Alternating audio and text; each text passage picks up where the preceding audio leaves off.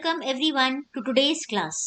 I am Dr. Niti Rathore, author of chempandit.com. सबसे पहले एक इम्पॉर्टेंट बात, स्टूडेंट्स अगर आपको वीडियो लेसन्स पसंद आ रहे हैं, कंटेंट पसंद आ रहा है, तो प्लीज चैनल को सब्सक्राइब करिए और बेल आइकॉन को प्रेस कीजिए ताकि नया आने वाला वीडियो की नोटिफिकेशन आपको तुरंत मिल जाए। क्लियर? आज ये चैप्टर हम पढ़ेंगे एक स्टोरी के फॉर्म में, रिया एंड रोहन की story. Riya who is 5 years younger to her brother Rohan, दोनों ही वेकेशन पे पेरेंट्स के साथ ट्रिप पर जाते हैं और सबसे पहले पहुंचते हैं ऋषिकेश। ऋषिकेश में बहुत ठंड है और वहाँ माउंटेन्स हैं। वहाँ माउंटेन में बर्फ में दोनों भाई बहन बहुत एंजॉय करते हैं। अलग अलग तरह के ट्रीज वहाँ दिखते हैं, ओक ट्री, पाइन ट्री, देवदार ट्री एटसेट्रा। इसके बाद ये कुछ समय बाद पहुंचते हैं राजस्थान। राजस्थान में बहुत गर्मी है, वहाँ अलग तरह के पेड़ पौधे देखते हैं। वहाँ बहुत सारे कैक्टस भी तरह तरह के कलेक्ट करते हैं और इन द एंड ट्रिप के लास्ट में ये पहुंचते हैं पुरी। पुरी जो कि कोस्टल एरिया है, वहाँ बीच पर दोनों बहुत एंजॉय करते हैं विद पेरेंट्स और वहाँ क्रैब देखते हैं, अलग अलग तरह की फिशेस देखते हैं और समुद्री फूड भी खाते हैं। वापस आकर रिया ऑब्जर्व करती है कि घर में, किचन की कबर्ड में, वॉल पे, बेसन के पास, सभी जगह पे कोई ना कोई ऑर्गेनिज्म, इंसेक्ट मिलता है।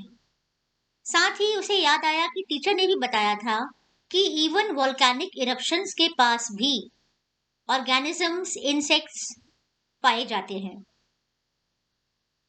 रिया ने सोचा कि कैसे इंसेक्ट्स और प्लांट्स इतनी एडवर्स क्लाइमेटिक कंडीशंस में सरवाइव करते हैं। रिया ने अपने भाई से पूछा, भैया इतने एडवर्स क्लाइमेटिक कंडीशंस में कैसे एनिमल्स, ऑर्गेनिजम्स, पेड़ पौधे किस तरह से सरवाइव करते हैं। किस तरह रोहन ने रिया के सवालों का जवाब दिया और कैसे उसे सब कुछ एक्सप्लेन किया, देखते हैं इस स्टोरी में। So let's get started.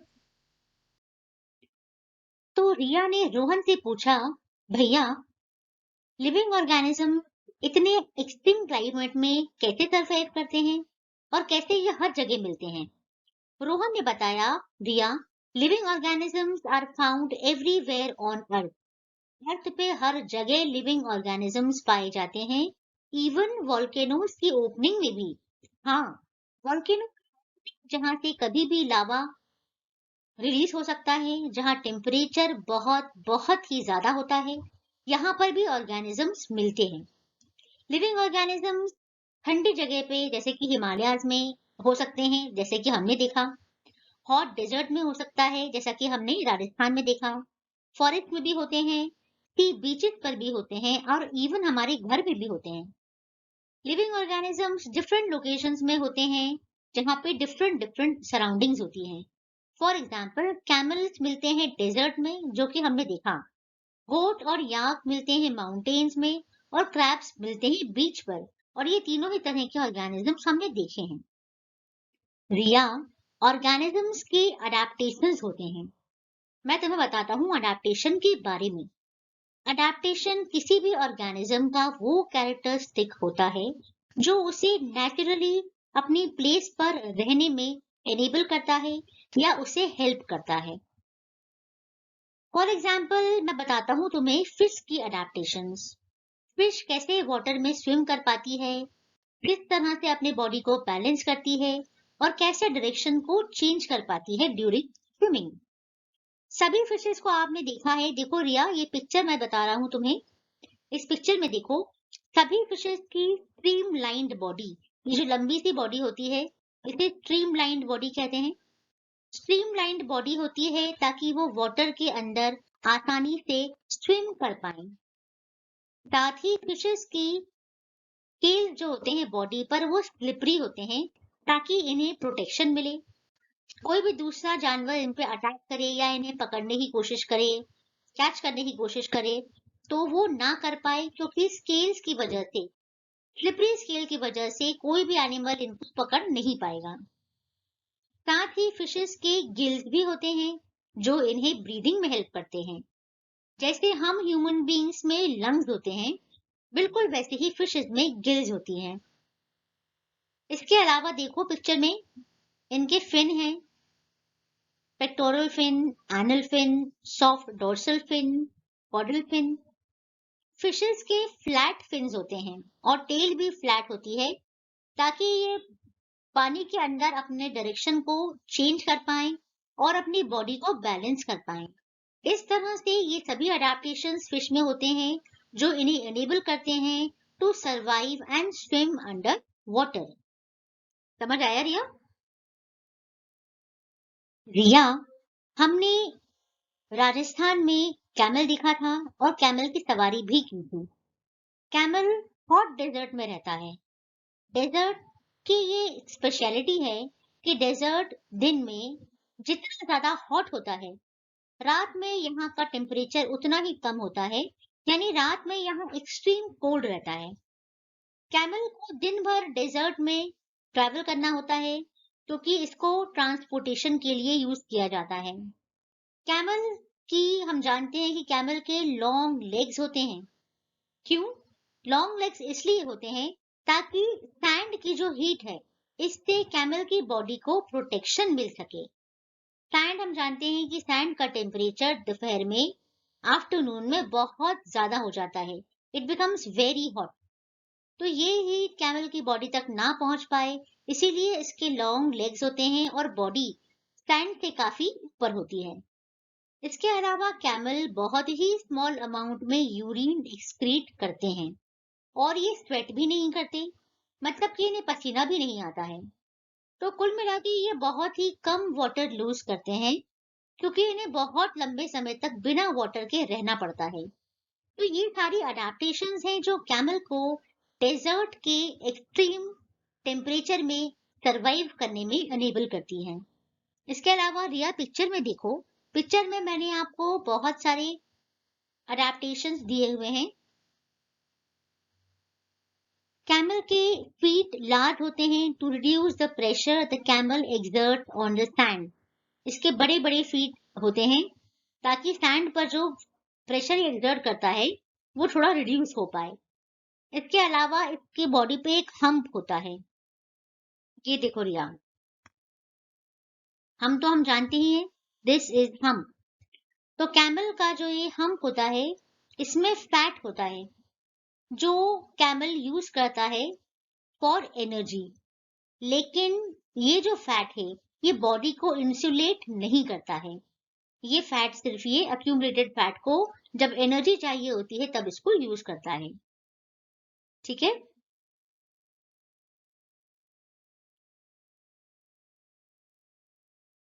Riya, now I will tell you about habitat of organisms. Organism जहां पर रहते हैं उसे हैबिटाट कहते हैं।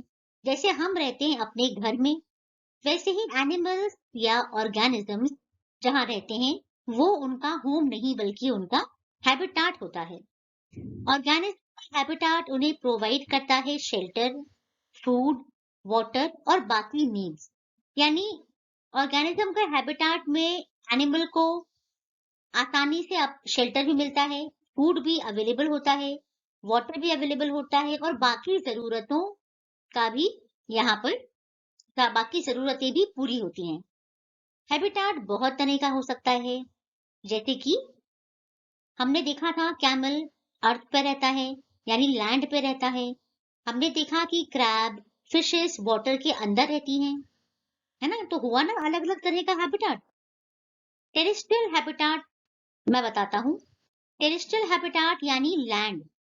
जब लैंड के ऊपर जब लैंड एक हैबिटाट होता है तो उसे टेरेस्ट्रियल हैबिटाट कहते हैं।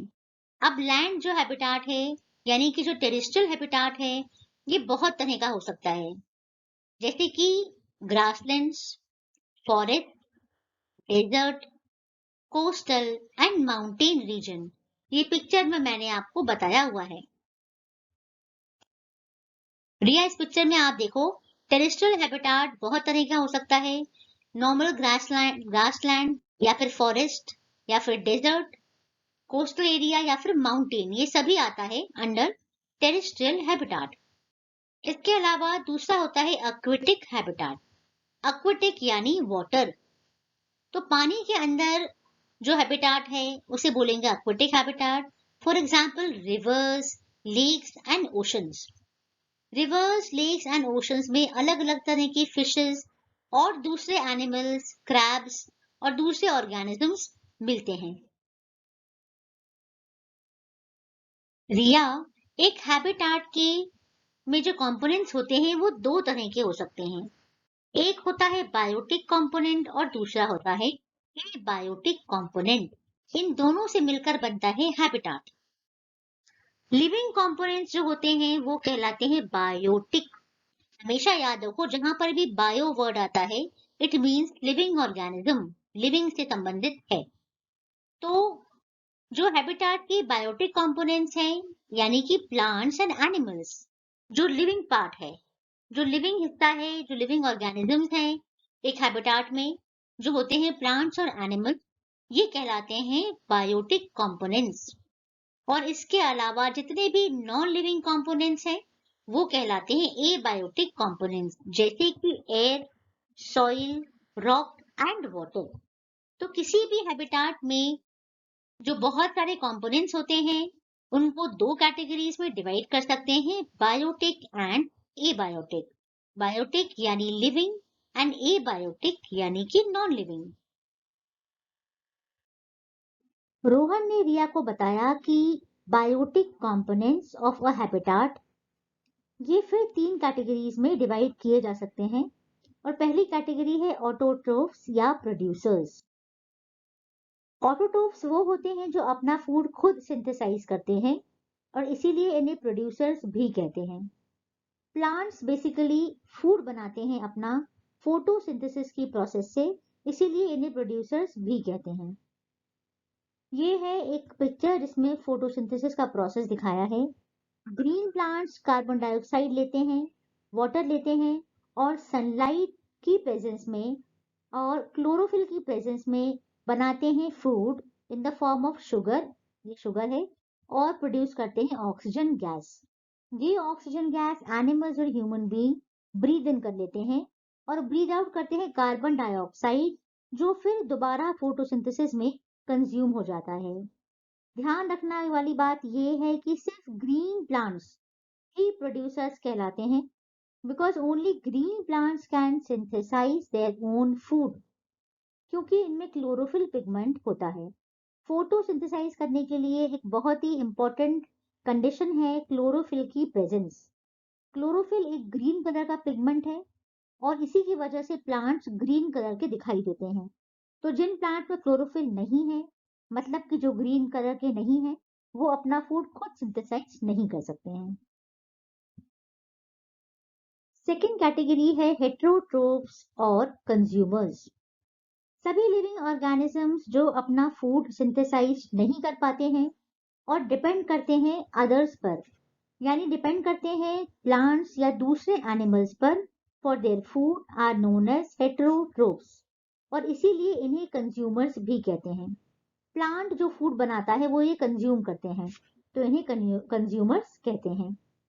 इसमें भी तीन तरह की, इसमें भी और दूसरी कैटेगरीज हो सकती हैं, जैसे कि हर्बीवोर्स, कार्निवोर्स, ओमनिवोर्स। हर्बीवोर्स वो होते हैं जो सिर्फ प्लांट्स पर फीड करते हैं। कार्निवोर्स वो एनिमल्स हैं जो फ्लैश ईटिंग एनिमल्स होते हैं, यानी जो दूसरे एनिमल्स पर फीड करते हैं। और ओमनिवोर्स वो एनिमल्स हैं जो प्लांट्स एंड एनिमल्स दोनों पर ही फीड करते हैं। इस हिसाब से जो ह्यूमन बींग्स हैं वो ओमनिवोर्स होते हैं, क्योंकि ये प्लांट्स एंड एनिमल्स दोनों पर फीड करते हैं। तीनों के अलावा एक और कैटेगरी है नोन एज स्कैवेंजर्स। स्कैवेंजर्स ऐसे एनिमल्स हैं जो दूसरे एनिमल्स की डेड बॉडी पर फीड करते हैं, for example Jekyll and vultures. तीसरी कैटेगरी ऑफ बायोटिक कंपोनेंट है डीकम्पोजर्स। जैसा कि नाम से समझ में आ रहा है, ये डीकम्पोज करते हैं। किसे? कॉम्प्लेक्स कंपाउंड को डिकम्पोज करते हैं सिंपलर सब्सटेंसेस में। तो बेसिकली इनका जो है क्लीन अप जॉब है, इनका काम है क्लीनिंग करना। कैसे? माइक्रो ऑर्गेनिजम्स जैसे बैक्टीरिया एंड फंजाई ये फीड करते हैं dead and decaying plants and animals पर और उनमें प्रेजेंट कॉम्प्लेक्स कंपाउंड्स को डिकम्पोज करते हैं, यानी कि ब्रेक डाउन कर देते हैं सिंपलर सब्सटेंसेस में लाइक कार्बन डाइऑक्साइड। ठीक, तो इसीलिए ये कहलाते हैं डीकम्पोजर्स। अब हम बात करेंगे टेरेस्ट्रियल हैबिटाट्स के बारे में। टेरेस्ट्रियल हैबिटाट मैंने बताया था बहुत तरह का हो सकता है, जैसे कि एक हो सकता है डेजर्ट। डेजर्ट हमने देखा है और वहां के एनिमल्स हमने सब देखे हैं, राइट रिया? डेजर्ट एनिमल्स जैसे कि रैट्स एंड स्नेक बरों में रहते हैं ताकि वो अपने आप को इंटेंस हीट से, बहुत हाई टेम्परेचर से प्रोटेक्ट कर सकें। ये सिर्फ रात में बाहर आते हैं जब ठंडा रहता है, जब क्लाइमेट बहुत ठंडा हो जाता है तभी ये बाहर आते हैं। डेजर्ट प्लांट बहुत ज्यादा वाटर लूज नहीं करते हैं ड्यूरिंग ट्रांसपिरेशन।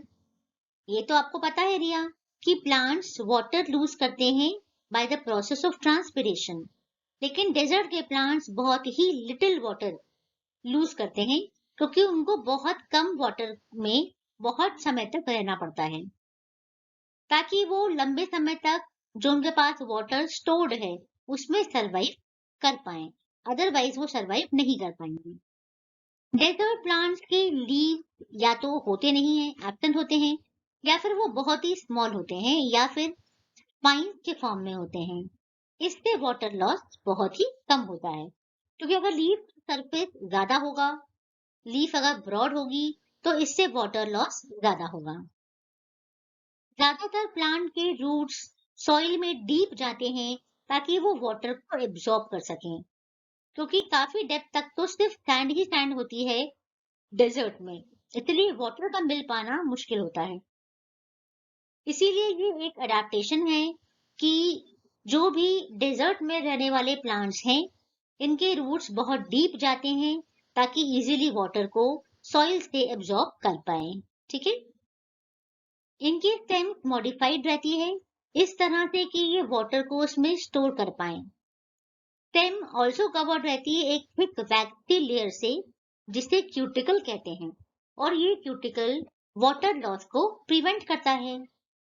ठीक है, कुल मिला के रिया, डेजर्ट में रहने वाले प्लांट्स एंड एनिमल्स को बहुत कम पानी में बहुत समय तक काम चलाना पड़ता है, इसीलिए ये बहुत कम वाटर को लूज करते हैं और ज्यादा वाटर को स्टोर करके रखते हैं for survival. Second terrestrial habitat है mountain region. Mountain habitat usually बहुत ही कोल्ड होते हैं, जैसा कि हमने देखा था ऋषिकेश में। यहाँ बहुत कोल्ड होता है, बहुत ठंडा रहता है और बहुत विंडी होता है, यानी यहाँ बहुत तेज हवा चलती है और बहुत ठंडा रहता है और कुछ जगह में स्नोफॉल भी होता है। माउंटेन एनिमल्स की बहुत ही थिक स्किन या बहुत ही थिक फर होता है ताकि वो कोल्ड से अपनी बॉडी को प्रोटेक्ट कर पाए। फॉर एग्जाम्पल लेपर्ड, लेपर्ड का बॉडी पर बहुत ही थिक फर होता है, या के बहुत लंबे लंबे हेयर होते हैं ताकि उनकी बॉडी वार्म रहे और बाहर जो बहुत कोल्ड है, एक्सट्रीम कोल्ड है, इसको ज्यादा असर बॉडी पर ना पड़े। इन हैबिटाट्स में जो ट्रीज होती हैं ये मोस्टली शेप्ड या फिर ब्रांचेस वाली होती हैं, जैसा कि हमने देखा था पाइन ट्री में, देवदार ट्री में, है ना। ऐसा क्यों है? ऐसा इसलिए है ताकि इस पर जब स्नोफॉल हो तो ये स्नो इजीली नीचे गिर जाए, नीचे फ्लो कर जाए और प्लांट के ऊपर, ट्री के ऊपर बहुत देर तक ना रहे, ताकि ये ट्री ठंड से जो है वो प्रोटेक्ट हो पाए। ट्रीज जो होती हैं इनकी लीव्स नीडल लाइक होते हैं, पतले पतले नीडल जैसे होते हैं। इससे रेन वाटर और स्नो आसानी से स्लाइड ऑफ हो जाता है और ये ठंड से बच जाते हैं। एक और टेरेस्ट्रियल हैबिटाट हो सकता है और वो होता है ग्रासलैंड या फॉरेस्ट। पिक्चर में आप देख सकते हो रिया, दिस इज अ ग्रासलैंड और अ फॉरेस्ट। जंगल या नॉर्मल ग्रासलैंड जहां पर, नॉर्मल लैंड जहां पर ग्रास होती है। फॉरेस्ट में हम जानते हैं कि लायन रहता है। लायन लाइट ब्राउन होता है कलर में, जिससे वो हाइड कर पाता है ड्राई ग्रासलैंड में और अपने प्रे को हंट कर पाता है, यानी कि शिकार कर पाता है। इसके शार्प लॉन्ग क्लॉज होते हैं फ्रंट लेग में, ताकि ये प्रे को आसानी से पकड़ पाए। और इसके क्लॉ से एक बार इसने किसी एनिमल को पकड़ लिया, अपने प्रे को पकड़ लिया खाने के लिए, तो फिर वो इसके क्लॉज से निकल नहीं पाता है। और लायन की एक खासियत है कि इसके क्लॉज टोज के अंदर चले जाते हैं और जब रिक्वायरमेंट होती है तो वो बाहर निकाले जा सकते हैं। ग्रासलैंड में डियर भी मिलता है। डियर के हार्ड और स्ट्रॉन्ग टीथ होते हैं, जो इसे ट्री की हार्ड प्लेन स्टेम्स को च्यू करने में हेल्प करते हैं, क्योंकि डियर मोस्टली जो है वो ट्रीज के स्टेम्स खाता है, पत्तियां खाता है। तो इसके टीथ इसीलिए बहुत हार्ड और स्ट्रॉन्ग होते हैं, ताकि ये हार्ड स्टेम को इजीली च्यू कर पाए। इसके लॉन्ग ईयर्स होते हैं ताकि ये प्रीडेटर के मूवमेंट को बहुत ध्यान से और आराम से सुन पाए। सपोज अगर लायन किसी डियर का शिकार करना चाहता है, तो लायन का मूवमेंट डियर को बहुत दूर से समझ में आ जाएगा, उसके बड़े कानों की वजह से। ठीक है, तो इस तरह से डियर का अडेप्टेशन है कि वो लायन से बच पाए, और लायर का अडेप्टेशन है कि वो डियर को पकड़ पाए। इसके अलावा डियर बहुत बहुत हाई स्पीड पर रन करता है अपने प्रीडेटर से बचने के लिए।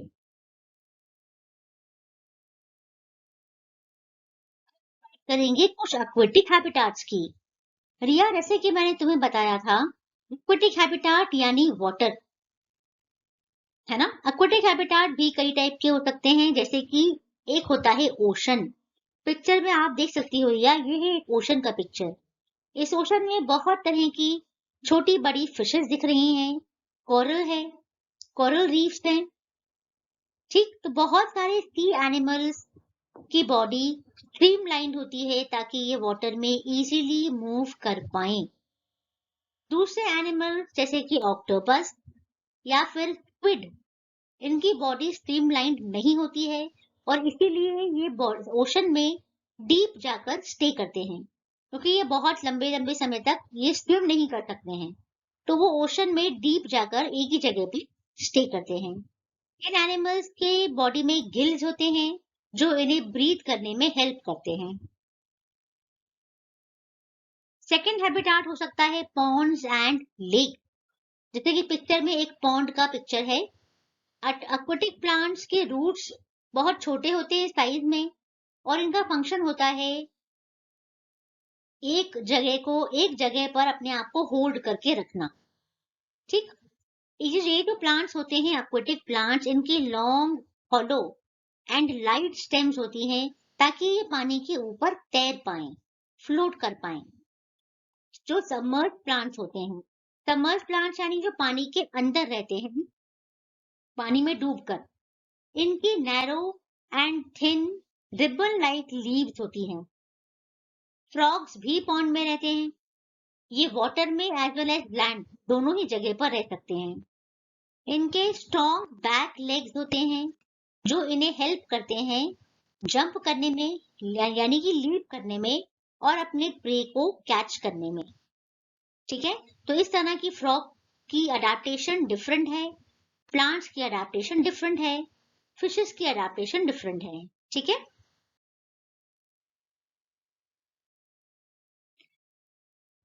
बताऊंगा अबाउट कैरेक्टरिस्टिक ऑफ ऑर्गेनिजम्स।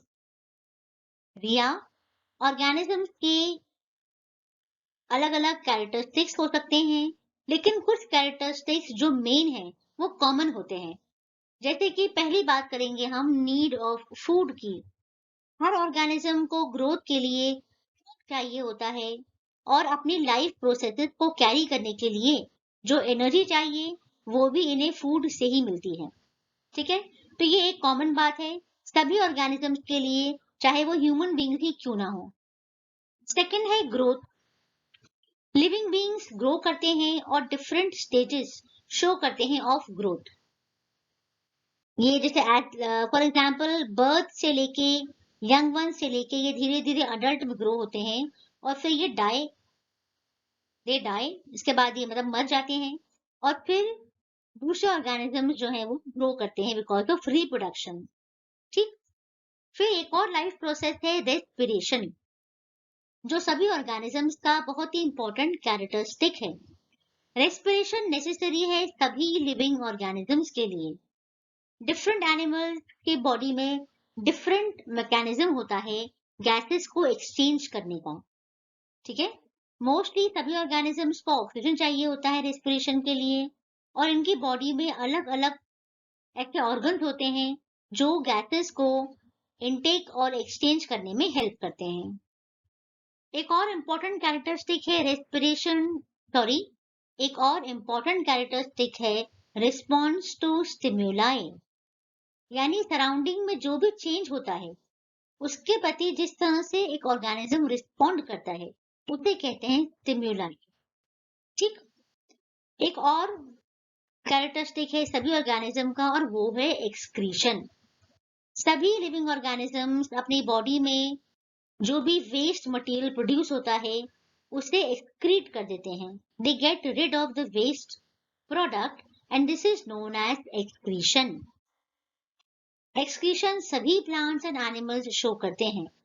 कुछ प्लांट्स वेस्ट को पार्ट्स में डिफरेंट पार्ट्स में स्टोर कर लेते हैं और ये उन्हें हार्म नहीं करता है। ऐसे पार्ट में स्टोर करते हैं जहां पर वो उनको हार्म यानी कि नुकसान नहीं पहुंचाता है।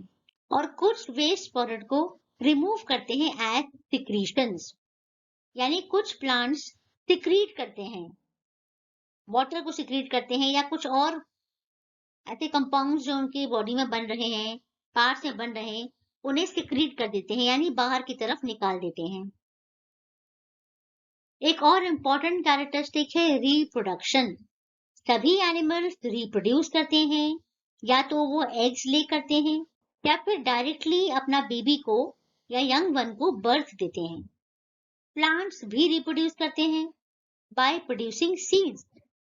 हाँ रिया, प्लांट्स सीड्स प्रोड्यूस करते हैं और ये सीड्स दोबारा जर्मिनेट हो सकती हैं और एक नया प्लांट बना सकती हैं। एक बहुत इंपॉर्टेंट कैरेक्टरिस्टिक है और वो है मूवमेंट। लिविंग ऑर्गेनिजम्स एक जगह से दूसरी जगह पर मूव कर सकते हैं एक्सेप्ट प्लांट्स। प्लांट्स सॉइल में एंकर्ड रहते हैं थ्रू रूट्स। रूट्स की वजह से प्लांट सॉइल में फर्मली एक जगह पर ही फर्मली इरेक्ट खड़े रहते हैं या एक ही जगह पर स्टेबल रहते हैं और इसीलिए ये मूव नहीं कर सकते हैं। लेकिन सब्सटेंसेस जैसे कि फूड जो वो सिंथेसाइज करते हैं, वाटर एंड मिनरल्स, ये प्लांट के एक पार्ट से दूसरे पार्ट तक ट्रांसपोर्ट हो सकता है और होता है।